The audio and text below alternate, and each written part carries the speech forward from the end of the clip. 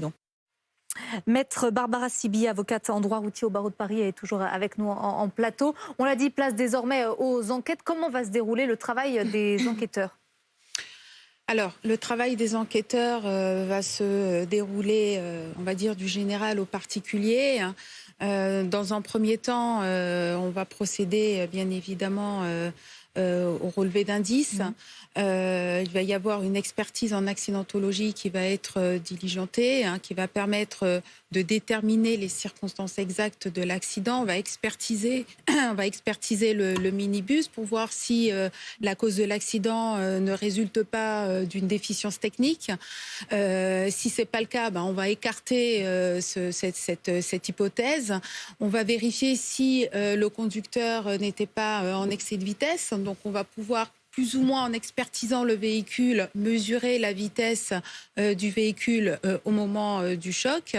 Et puis vérifier effectivement aussi si le véhicule était bien conforme, si il avait fait l'objet de toutes les révisions techniques nécessaires pour voir s'il n'y avait pas là aussi une déficience. Donc c'est assez important. Puis par la suite, il va y avoir, les enquêteurs vont procéder aux auditions. Bien évidemment l'audition du conducteur, mais par la suite les auditions des primo-intervenants qui sont intervenus sur les lieux de l'accident, le SAMU, les pompiers. Et alors maître, on a une information qui vient de tomber, c'est que visiblement le chauffeur n'avait consommé ni d'alcool, ni de produits de stupéfiants. Et sa garde à vue pour autant est prolongée. Mais c'est normal. C'est normal parce qu'il y a des enquêtes qui sont en cours. Bien sûr. Mais par la suite, si effectivement l'analyse toxicologique est rentrée et permet de déterminer qu'il n'était pas sous l'influence de produits stupéfiants, on sait qu'il ne conduisait pas également sous l'empire d'un état alcoolique. Après, c'est le procureur qui décidera des suites à donner à la suite de cette garde à vue. Bon, ça c'est pour le volet bien sûr judiciaire et l'enquête. On est aussi avec Christine Barrois. Merci d'être avec nous. Vous êtes psychiatre et psychothérapeute. Évidemment, on est dans un drame assez exceptionnel parce que ça frappe des enfants, des jeunes adultes, enfin des jeunes adolescents même. Cet adolescent de 12 ans qui a perdu la vie. Là, la cellule psychologique, elle est capitale pour accompagner les enfants victimes, mais aussi l'entourage, les copains, les copines, les parents, les familles des victimes, bien sûr. Et ça, c'est essentiel. Absolument, parce que c'est une vie qui s'arrête tellement brutalement avec cet accident de la voie publique. Et surtout, voilà, il va y avoir plein si vous voulez, dans le processus du deuil, il y a d'abord, on est absolument sidéré. Ensuite, on se demande, on se culpabilise, j'aurais dû, j'aurais pas dû, pourquoi est-ce qu'il est monté dans celui-là, pourquoi est-ce qu'on l'a envoyé. Enfin, il y a tous ces processus du deuil qui se mettent en place. Après ça, il y a de la colère. Après ça, il y a tout se mélange, toutes ces émotions. Alors, elles ne sont pas chronologiques, mais elles se mélangent comme ça dans le processus du deuil. Et puis, on pense aussi aux parents, puisque le parent de ce jeune qui voit une vie qui s'arrête et l'impact sur leur famille aussi qui est considérable. Et puis, comme vous disiez, le groupe de jeunes qui les accompagne, comment est-ce qu'ils vont pouvoir s'habituer finalement à ce manque quand quelqu'un meurt? C'est quelqu'un en moins pour m'aimer, c'est quelqu'un en moins pour me protéger, c'est quelqu'un en moins pour interagir avec moi. Et même si on a 12 ans, on a déjà des copains, on a déjà des relations sociales. Et donc, ça va être un grand vide pour le groupe qui l'accompagnait, qui était avec eux depuis plusieurs jours. Et comment peuvent se manifester les traumatismes, que ce soit pour les enfants qui étaient présents, pour leur famille? Est-ce que ça peut être au travers de cauchemars, de pensées, d'idées noires? Bien sûr. Et puis surtout, en fait, souvent notre mental, il a besoin de refaire, surtout dans un accident de la voie publique. On refait un peu le film pour être sûr d'avoir un peu vu tous les aspects. Et souvent, il y a une espèce de rumination comme ça dans le choc qui se fait. Et puis, à cet âge-là, il faut dire les choses aussi, on est moins armé psychologiquement pour affronter ce genre de choses. Il y a le temps de l'urgence avec ces psychologues et cette cellule qui est ouverte, mais il y a aussi le temps long. Et là, ça va être vraiment un travail sur le long terme, tout simplement. Absolument. Et puis, c'est vrai que malheureusement, dans la vie, tous ceux que nous aimons va mourir. Partent un jour, voilà, ça, c'est une réalité. Donc c'est vrai qu'on se dit le plus tard possible et si possible après nous. Sauf que là, en l'occurrence, c'est pas toujours le cas. Il y a des drames comme on le voit là.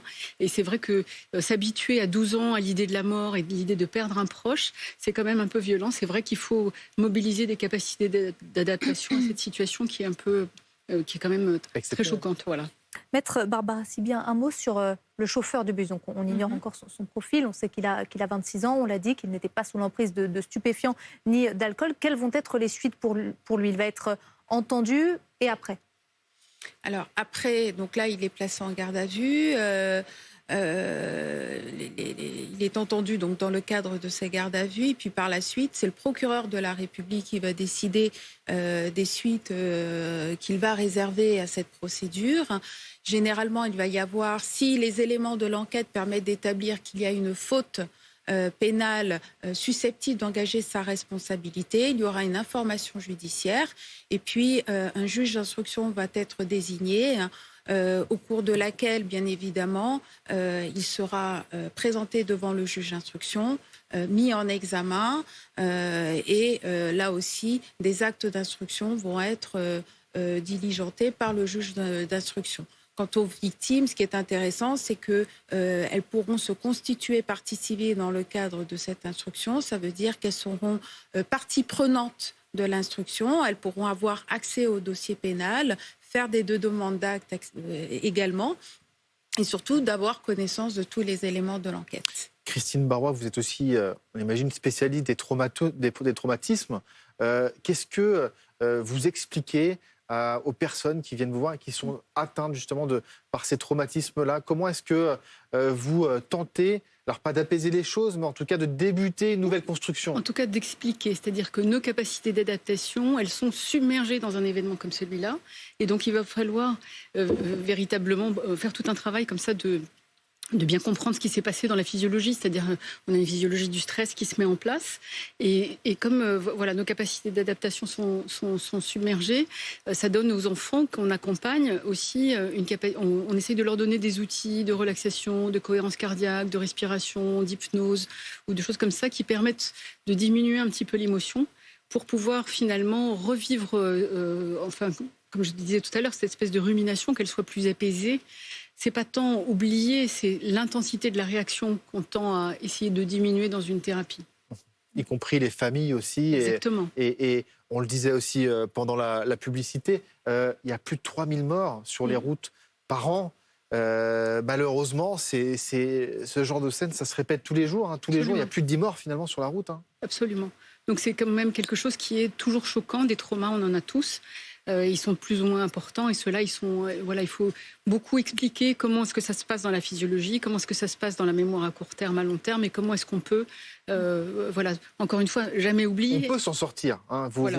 C'est un message aussi qu'il faut donner, c'est on peut se sortir de ce traumatisme. Absolument. Et comme disait aussi Maître, en fait, ce qui est intéressant aussi, c'est quand on peut se constituer partie civile, en fait, on peut être proactif dans quelque chose. Parce que là, sinon, on le subit, on est complètement figé dans une espèce de sidération, alors que se dire, je vais pouvoir soit apporter des fleurs, soit participer à des funérailles, soit et peut-être aussi se constituer partie civile, c'est reprendre un tout petit peu le pouvoir sur son existence. Alors on le rappelle, la garde à vue du conducteur de 26 ans est prolongée. Pour le moment, ce qui est confirmé, c'est qu'il n'avait pas consommé d'alcool ni de stupéfiants au moment du drame. Un petit peu plus tôt, Annie Gourgue, présidente de l'association La Mouette, était en direct avec nous. Elle nous a confirmé avoir pu échanger avec des jeunes qui se trouvaient à bord de ce minibus. On l'écoute. Nous venons de nous entretenir avec ma vice-présidente, qui est à mes côtés d'ailleurs, avec les deux secrétaires d'État. Et nous avions rendez-vous au centre Assommejean, là où se trouvent tous les enfants qui sont dans cette colonie de vacances. Alors votre association a été sollicitée. Quel va être son rôle exactement ? Alors notre rôle, en fait, il est surtout l'aide aux victimes. Les appeler d'abord. Le procureur nous a communiqué une liste avec les noms, les prénoms, les numéros de téléphone de ces enfants qui ne sont pas que du Lot-et-Garonne, qui sont aussi de la France entière. Donc avec ma vice-présidente et des bénévoles, nous sommes en train de nous organiser pour appeler au fur et à mesure. Et nous sommes, un samedi, il y a moins de monde possible à avoir malheureusement. Donc nous organisons ça pour appeler les familles, que ce soit les familles d'accueil, puisque ces enfants souvent étaient des enfants placés en famille d'accueil, soit les centres, soit les éducateurs. Et je pense que dès lundi, nous prendrons contact avec les différents départements d'où viennent ces enfants qui, eux, sont encore, je dirais malheureusement, 2 enfants sont à l'hôpital de Bordeaux et 2 enfants à l'hôpital de Toulouse dans un état grave. Alors, Madame Gourbe, votre travail, il est évidemment essentiel. Comment est-ce que vous avez perçu justement ces enfants? Que vous ont-ils dit quand vous les avez rencontrés tout à l'heure? Alors, nous les avons rencontrés avec les pompiers qui étaient là le soir de l'accident, avec aussi une cellule d'aide médico-psychiatrique aussi, pour annoncer. C'est vrai qu'on a fait le tour et c'était très pénible. C'était pour nous un moment difficile parce qu'il faut nous-mêmes garder notre calme et annoncer à des enfants, imaginez des classes où des petits sont autour d'une table, là, assis sur des chaises, voyant arriver des adultes avec une éducatrice qui leur annonce voilà, ces messieurs dames sont là par rapport à l'accident qui a eu lieu. Et quand vient le moment fatidique où vous êtes obligé, je crois qu'il faut poser les mots justes, mais il faut les poser avec délicatesse et prendre le temps d'annoncer aux enfants et surtout la première classe. Je regarde ma vice-présidente à côté. La première classe, c'était des adolescentes. Et quand vous annoncez le prénom de l'enfant qui malheureusement n'a pas survécu, c'est la tornade qui rentre dans cette classe. Et les élèves, certaines sont parties en pleurs et c'est difficile. Mais c'est vrai qu'il faut être là. Il faut que ces enfants sachent que ils ne vont pas être seuls, que l'aide aux victimes s'installe avec les pompiers, avec les infirmiers, avec nous, associations d'aide aux victimes. Et notre rôle, il est, j'allais dire, basique, mais important. Vous voyez, quand un enfant se met à pleurer, d'être là, lui tenir la main, le prendre aussi par le cou. Je vois une éducatrice qui est allée automatiquement vers un enfant et qui l'a serré. C'est ça, c'est notre rôle. Là, il est quand même, j'allais dire, psychologiquement et même physiquement important. Christine Barrois, vous vouliez rappeler peut-être un dernier mot sur le chauffeur et sur cette culpabilité, sur ce sentiment? Certainement, c'est-à-dire qu'il n'y a pas eu d'intentionnalité dans cet accident et c'est quelque chose qui risque de le culpabiliser bien longtemps parce qu'il n'a pas eu une seule seconde l'intention de créer cet accident. Bien sûr. Merci beaucoup à tous les deux d'avoir été avec nous. Restez bien.